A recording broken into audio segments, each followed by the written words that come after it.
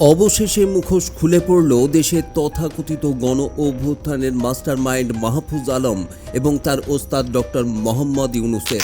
ধীরে ধীরে প্রকাশ পাচ্ছে ভয়ঙ্কর মুখ ও তথাকথিত অন্তর্বর্তী সরকারের ক্ষমতায় যারা আছে তাদের আসল রূপ। এদের রং বদলানো দেখে গিরগিটিরাও লজ্জা যে পায় তা বলা বাহুল্য। আসুন অত্যন্ত সরল ভাষায় বুঝে নেওয়া যাক মাহফুজদের মতো চরিত্ররা কিভাবে রং বদলায়। আমি আওয়ামী লীগ নিষিদ্ধ করে দিব। নিষিদ্ধ করব কিসের প্রক্রিয়া করব? আওয়ামী লীগ যারা বিশ্বাস করে, আওয়ামী লীগে যারা ইমান আছে যাদের, তাদেরকে আমি কিভাবে ডিল করবো? তারা তো আমার সোসাইটিতে আছে, তারা তো নাগরিক। আমি কোনো রকম এরকম বলতেছি না ব্ল্যাঙ্ক চেক দেন। আমি একটু আগে একজনের সাথে বলতেছিলাম ট্যাক্স পেন্ডিং কমিশন করেন, এসব গিমিক নাটক পাটক বন্ধ করেন, এরে ধরছি ওরে ধরছি সবগুলোর একসাথে হাজতে ঢুকায়া আপনি হচ্ছে যে বিচারের একটা ইন্টারন্যাশনাল স্ট্যান্ডার্ড তৈরি করেন, সবাইকে বিচার করেন, অন্যদেরকে ছেড়ে দেন, অন্যদের হয়রানি করা বন্ধ করেন। সিম্পল। এটা এত বড় কিছু না, এটার বিশ্বব্যাপী এটার উদাহরণ আছে এবং বিচার করার পরে সোসাইটিতে ওই লোকটা রিহ্যাবিলিট করতে হবে। কি বুঝলেন?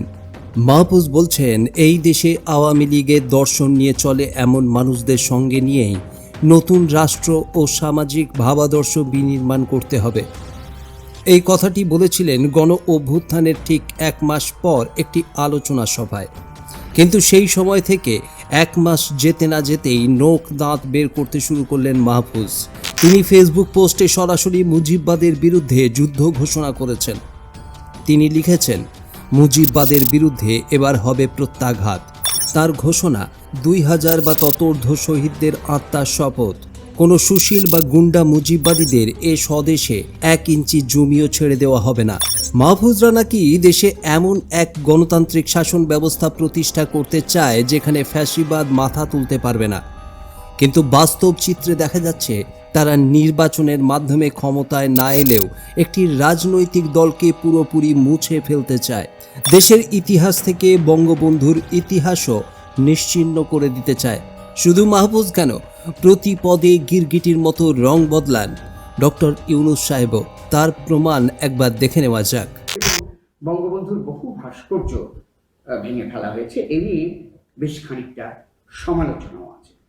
আবার অনেকেই বলছেন তাদের ভাষায় যে বঙ্গবন্ধু শেখ মুজিবুর রহমানকে তারা ফ্যাসিবাদের আইকন হিসেবেও দেখছেন এবং তারা বলছেন সেই কারণে এটা ঘটেছে। তো দীর্ঘদিন ধরে বাংলাদেশের জাতির জনক হিসেবে বঙ্গবন্ধু শেখ মুজিবুর রহমান স্বীকৃত। এ ব্যাপারে আপনার সরকারের দৃষ্টিভঙ্গি কি? আপনি পুরনো দিনের কথাবার্তা বলছেন, এর মধ্যে একটা গণ অভ্যুত্থান হয়ে গেছে, আপনার মধ্যে স্মরণে নেই। এর মধ্যে আপনি এমনভাবে কথা বলছেন যেন এসব ঘটনা ঘটেই নেই। কাজে নতুন ভঙ্গিতে যা হচ্ছে সেটাকে দেখতে হবে। তো কত ছেলে প্রাণ দিল সেটা নিয়ে আপনার কোনো প্রশ্ন নাই, কেন প্রাণ দিল। হ্যাঁ, কাজে ওগুলো আসুক। তারপরে এই যে প্রথম স্বীকার করতে হবে যে তারা বলেছে, ছাত্ররা বলেছে যে আমরা রিসেট বাটন পুশ করেছি, এভরিথিং ইজ গন, অতীত নিশ্চিতভাবে চলে গেছে, এখন নতুন ভঙ্গিতে আমরা করে তুলব, দেশের মানুষও তা চাই। তো সেই নতুন ভঙ্গিতে তোলার জন্য যেটা আছে সেটা হলো যে আমাদেরকে সংস্কার করতে হবে। এখানে ডক্টর মোহাম্মদ ইউনূসকে সরাসরি প্রশ্ন করা হয়েছিল বঙ্গবন্ধুর মূর্তি ভাঙা এবং জাতির জনক হিসেবে বঙ্গবন্ধু শেখ মুজিবুর রহমান স্বীকৃত। এ বিষয়ে আপনাদের দৃষ্টিভঙ্গি কি? অর্থাৎ প্রশ্নটা ছিল অত্যন্ত সোজা। সেই প্রশ্নের মধ্যে হাসিনা সরকারের আমলে ফ্যাসিবাদ, দুর্নীতি প্রসঙ্গ এমন কিছুই ছিল না। কিন্তু তিনি পট করে রিসেট বটন চাপার কথা বলে ফেললেন। পুরনো ইতিহাস মুছে ফেলার রিসেট বটন। স্বীকার করতে হবে যে তারা বলেছে, ছাত্ররা বলেছে যে আমরা রিসেট বাটন পুশ করেছি, এভরিথিং ইজ গন, অতীত নিশ্চিতভাবে চলে গেছে, এখন নতুন ভঙ্গিতে আমরা করে তুলব।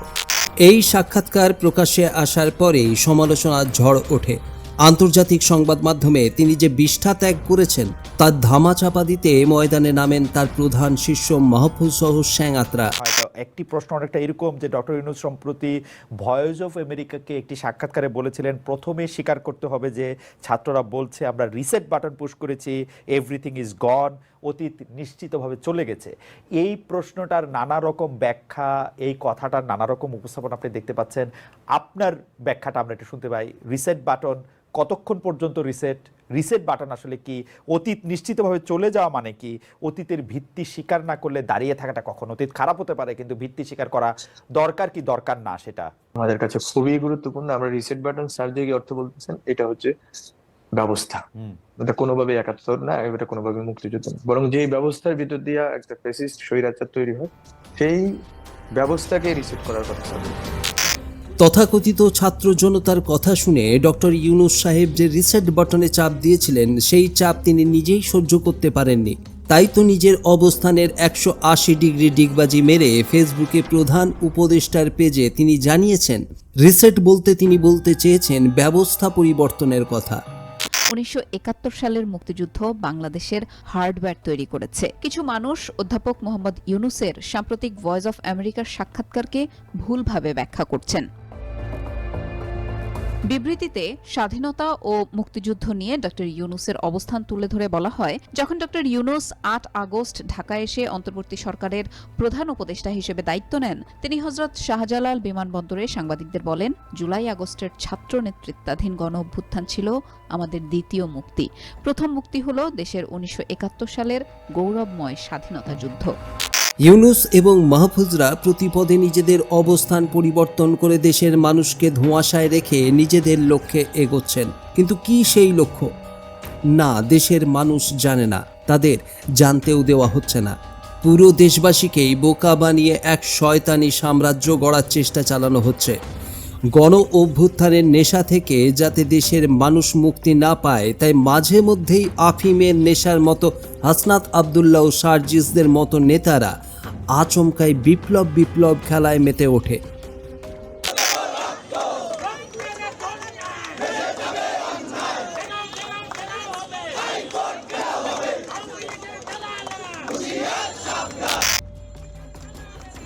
তথাকথিত গণ অভ্যুত্থানে হাইকোর্ট, সুপ্রিম কোর্ট, প্রশাসনিক ভবন, একাধিক বিশ্ববিদ্যালয়ে এই বৈষম্য বিরোধী ছাত্রদের মাঠে নামতে দেখা গিয়েছে।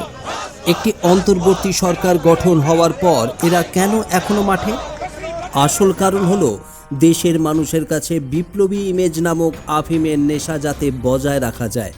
আপনারা অনেকেই হয়তো ভাবছেন সম্পূর্ণ ভুল ধারণা থেকে এ কথা বলছি।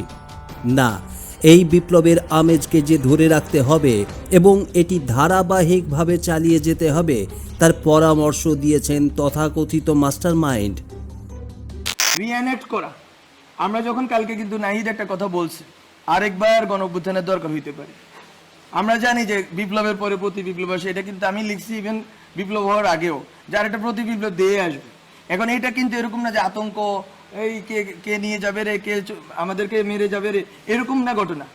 ঘটনা হচ্ছে আপনাকে জনগণকে যেই এই যে বললাম এই মোমেন্টটা তৈরি হয়েছে ওই 20-25 দিনে, ওই মোমেন্টটাকে আপনাকে রিএনঅ্যাক্ট করে যাইতে হবে, পুনঃমঞ্চায়ন করে যাইতে হবে বারবার। ওই পুনঃমঞ্চায়নের জন্য কি ধরনের রাজনৈতিক প্রক্রিয়া আমাকে ঢুকতে হবে, কি ধরনের রাজনৈতিক সংহতিতে আমাকে ঢুকতে হবে এবং কি ধরনের ভাবাদর্শিক তর্কে ঢুকতে হবে, সেটা হচ্ছে আমার কাছে খুব গুরুত্বপূর্ণ। কি বোঝা গেল? 20-25 দিনে যে গণ অভ্যুত্থানের মোমেন্ট তৈরি হয়েছে সেটাকে পুনর্মঞ্চায়ন করে যেতে হবে। কেন বারবার পুনর্মঞ্চায়ন করতে হবে? কেন?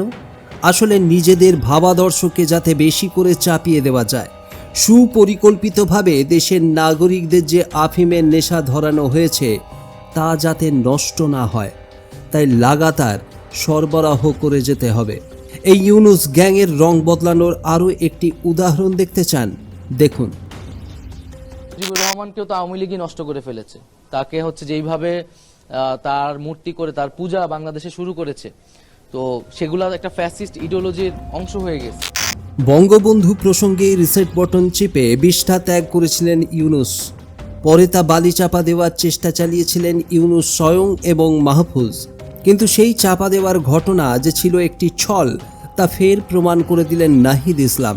অর্থাৎ নির্যাস যেটি দাঁড়াচ্ছে, বাংলাদেশের ইতিহাস থেকে অত্যন্ত সুপরিকল্পিতভাবে বঙ্গবন্ধু ও তার দল আওয়ামী লীগের ইতিহাসকে মুছে ফেলার চেষ্টা চালানো হচ্ছে।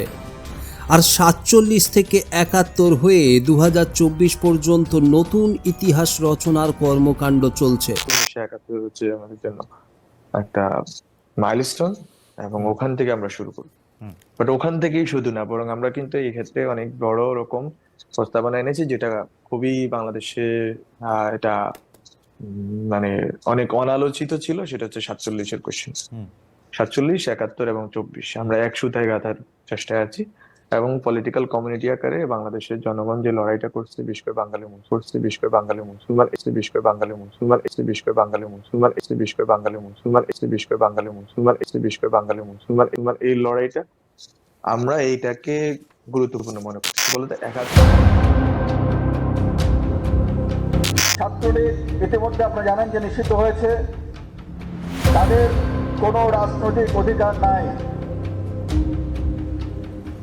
কোথাও কোনো মিছিল করার কোনো